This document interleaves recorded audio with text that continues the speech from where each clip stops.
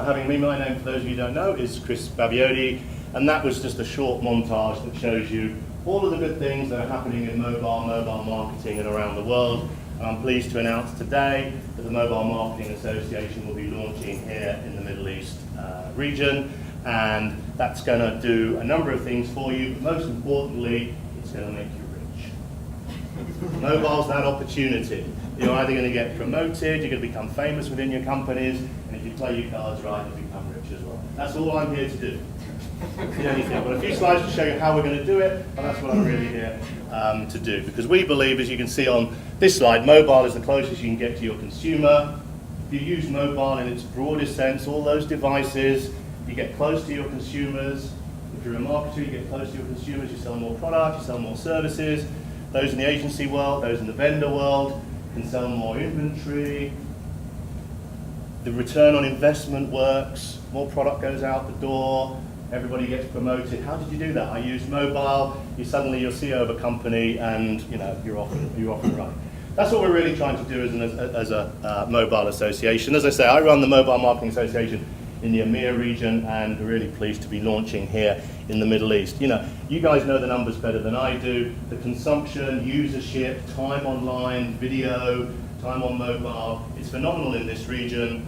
The marketing opportunity, the revenue, the advertising, it's really lagging behind. If we can, as an association, work with you and your colleagues to close that gap, you are going to become rich. Honest. We've seen it done before. So what about us, the MMA? Okay, so we're a global trade association, corporately 800 companies around 50 countries. A number of you in this room are members of companies who are already members of our organization, and the types of companies we have in our organization, the advertisers, the marketers, the agency world, the vendors and inventory and networks, the technology companies and the operators. Everybody's welcome into the MMA, all of those companies, and within that, employees within each company become members of the association as well. As a global association, this is a really busy chart. So a couple of things I'd just like to highlight. In the orange there is the fact that we're launching in the Middle East. So on your right-hand side, these are the regions where we have activity and membership, and this is, the technical word is stuff. This is the stuff that we do. So we can see industry committees looking at, and one of these is programmatic, as you can see there, which is the subject of today. We have members who sit on boards. We have marketers only who sit on boards and tell us about the challenges and opportunities, and we do that in a regional sense. About a year ago, we really focused on putting the mobile and marketing part of our name, mobile and marketing, at the center of what we did. And we relaunched and repositioned ourselves. And this video, very short video, will show you how we're focusing on delivering against our mission.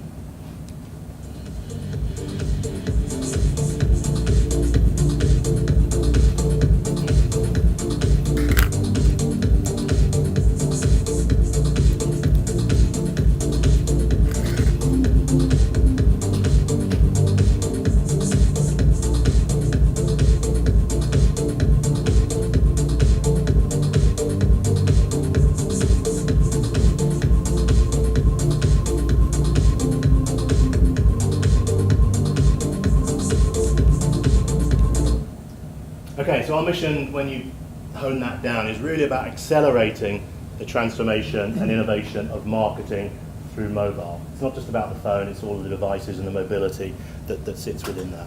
And as that slide sort of showed, or that video showed, building capability for success, the real opportunity on education. No one's really happy to continue to do things that they're not comfortable with, they're not happy about, they don't know the outcome. So if we can build the education and capability and knowledge and confidence, then mobile as a channel will start to grow. Doing that in an inspiring way, creatively especially, is what we do with our inspiration. At the end of the day, we need to measure impact. It's great to be able to be creative, but if your CFO or CEO or your colleagues can't say, so what am I going to get? What do I get out of this? What's my return? We need to be able to measure impact, and we focus a lot on that. And then we have a number of advocates, people who are part and parcel of the MMA. They tell their colleagues, they tell tell their colleagues, and they tell people they do business with, and they say this is an association, become part of it, and that's the fourth pillar. In terms of building capability for success, forums, seminars, conferences like today are how we go about doing that. We also do it in the virtual world through webinars, because not everybody can take the time out, so in your own time you can go online and do that. You all know what a webinar is. And then, through those committees and through people coming together, we can deliver white papers, best practices and guidelines. Because it's all very well about being at the forefront of what we're doing, but do you know, is this the best way to do it? Is this the right way? Is there someone out there doing it better than us, or is there something I can follow, or should I be a leader? And those guidelines and white papers are all about delivering and doing that. Does all of this make sense at the moment? It's very familiar to me. Does it make sense, in terms of what we're doing in an association? Okay, I'll be just in a minute. I'll be a bit more specific about what we're going to do in the region here. The inspiration bit. This is the bit I really enjoy. I mean, the inspiration. Long time ago, and I hope it's still not happening now. The sort of view that you could take an online banner and put that on a little screen on a phone and say, right, we're in mobile now, mobile advertising, yep, job done, let's move on. Those are long gone, and hopefully you saw from the video at the beginning, the opportunities creatively to really engage with consumers and your potential customers is significant. And this is what our inspiration piece is all about. So we've got to a point where we now have over 583 case studies of really great return on investment, great creativity on mobile marketing. And so if you were looking for a brand awareness campaign, a product launch in the US, in India, in the UK, using the best mobile app, best mobile website, location targeted campaign, all of those things sort of sit on our member-only case study library. And that, we will hope as we build that out that we will have fantastic examples from this region as well, because I've seen some of the creative work that comes out of it. And then I also mentioned the fact the return on investment, what do the numbers look like, how can I sell this in, what does it mean? So demonstrating measurement and impact is a key pillar, as I said. And we have, last year, we launched some proprietary research, proprietary, great word. What it means is no one else has done it, we were the first to do it. And what we were answering, the question we were answering, or I get asked very regularly is, Chris, this is all very well, loads of people are using all these devices, but how much should I be spending? I've got all this money to spend, or I don't have a lot of money to spend, and how much should I be spending? I'm using TV, I'm using outdoor, I'm using radio. Should I be spending with them? Should I be taking money from them and putting it somewhere else? So basically we were asked, what's the optimum share that I should be putting into mobile? So what we did is that we worked with 5 major advertisers, a mobile operator, AT&T, Coca-Cola you're familiar with, MasterCard I'm sure you're familiar with, Unilever and Walmart, the retailers. We worked on live campaigns that they were running. Most of them are in the US, there's one in China, there's one in the UK, and there's one in Brazil throughout this, so I won't go into the detail. But ultimately we were able to look at, this is the campaign as ran, this is what would have happened if mobile advertising, mobile marketing had been increased and we got to an optimum number. And that optimum number we were then able to translate into the objective of the campaign. So one of them was about changing the image of the credit card with MasterCard. One of them was about building awareness. Coca-Cola was about how many more sales would I have made if I had invested this amount of money in mobile. And then they were able to take that sales number and turn that into a profit number. So when we launch here and when we have in the next few months, we're going to have some activities. I and my colleagues will take you well into the data on that. The summary for you today is that actually double digit. So if you look at your total marketing spend, total advertising spend, double digit, over 10% going into mobile were the average of those campaigns. In fact, one of them should have been putting 16% of its total budget into mobile, and it would have made that marketing director very rich indeed. And ultimately, same budget, better results. So that's just some insight, there's a lot of detail behind that which I will share with you. But bringing it today, I'm conscious you're here to talk about programmatic, so I'll just move on swiftly. So in the region, in the Middle East, as I say, we're pleased to be launching today. So what are we trying to do? Well, bottom line, we just want to be the Mobile Marketing Association in the Middle East. Our goal is to be the predominant marketing and advertising trade body in the region. the place where all of you and your colleagues and related companies come to find information and to lead the market. That's all. We're going to do it, as I said, through building capability, easing the friction in trading. What does that mean? That's not about confrontation. That's just making it easy. Best practice. What does good look like? Makes doing business easier. Certainly marketers making better decisions more quickly. Those marketers like Unilever and Coca-Cola that work with us, they're actually able to get some competitive advantage because they're able to implement the learnings they get from working with us quicker than their competitive set. And then by doing it right, unique insights and inspiration that are relevant to this market that get shared. So there are our broad goals. The structure in which we'll do it, we'll have all our members are concertinaed, if you like, into a board. So the board represent all the members in the marketplace. And generally there are about 15 to 20 different member companies on that board. And then, as you know, 15 to 20 people, different people, like in this room, it's difficult to corral. So we work with an executive committee as a general model, 6 or 8 people who really work with the MMA to help make decisions on behalf of the members. And the idea is in the Middle East here that we're going to go for a number 15 to 20, representation of marketers within that, because ultimately we believe if we understand the advertisers, what are their challenges, opportunities and issues, and we address those, everybody's a winner. And therefore the rest of the ecosystem, as we call agencies, vendors and operators, are there to represent the whole market. So that's how we'll do it within this region. We hope within the next 4 weeks to announce who are members of that board, which companies and which individuals, because that's the way in which stuff gets done. And talking about stuff, what are we actually going to do? Well, we're going to have here in Dubai a forum, a one-day conference in October. That is our goal. That is where we have our, around the world, our real sort of thought leadership, marketers on stage, been there, done that, got the t-shirt, this is how it worked, case studies. Seminars like today will also run. We're also looking to put together and publish a thought leadership news digest that people can refer to regularly. And I'm pleased also to announce that new and launching within, let's say, 6 weeks from now, is a state of the market report for the Middle East. Now, one thing I'm told by everybody is that there's very little information in and around the region. So what we have here, this is what we do in other countries and other regions. We work with Walk to ask and survey, and some of you may already have answered that survey on our behalf. So we ask you, what are you looking to do in the future? What are you looking to do now? So questions like, how many of your clients from an agency perspective have a formal mobile strategy, for example, marketing strategies? Or we look at other topics like mobile budgets. Are they going up? By how much? 0 to 10%, 20 to 50%, etc. And how much of your clients' marketing budgets are being allocated to mobile? Just giving us information and data, which as a snapshot in time we can share with the market.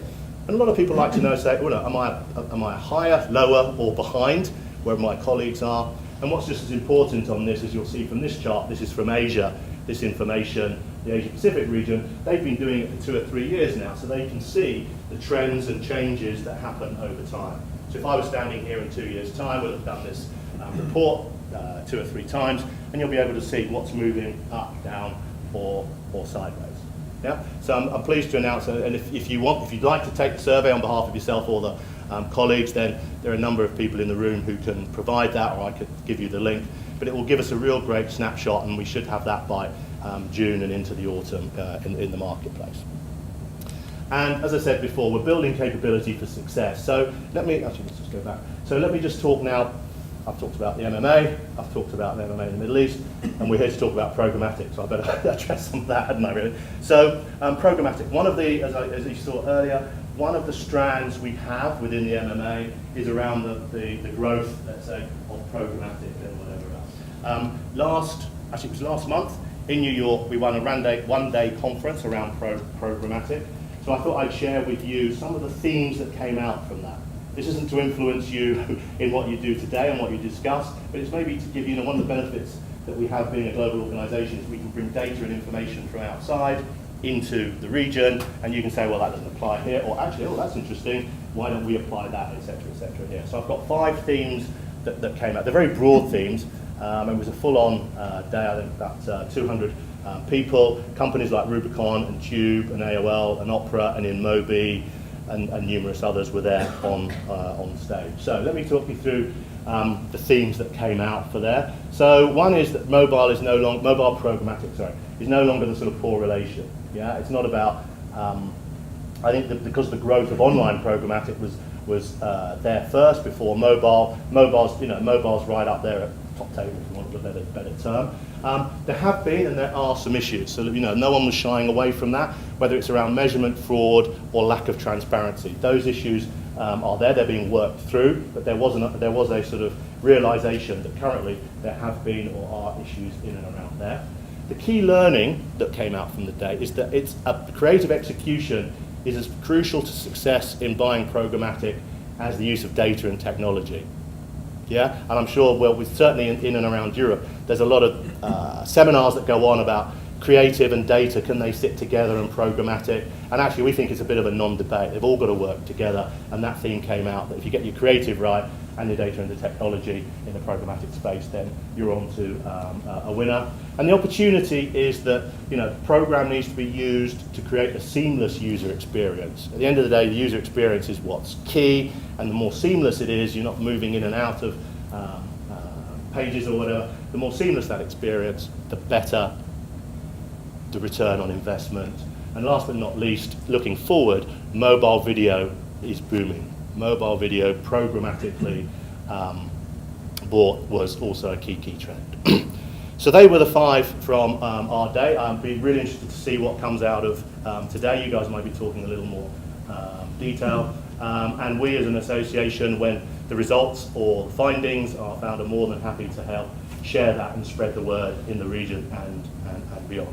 So do enjoy the rest of the day and the rest of the morning. Thanks to everybody for having me here. I've sort of rather slightly hijacked this meeting, but I think it's important. There's a trade association here coming to help you guys build as you go forward. And I'd just like to leave you with my last and final, but most important insight. Apologies for the quality of the video. It didn't quite come across as it was meant to, but this is a hugely important insight from today.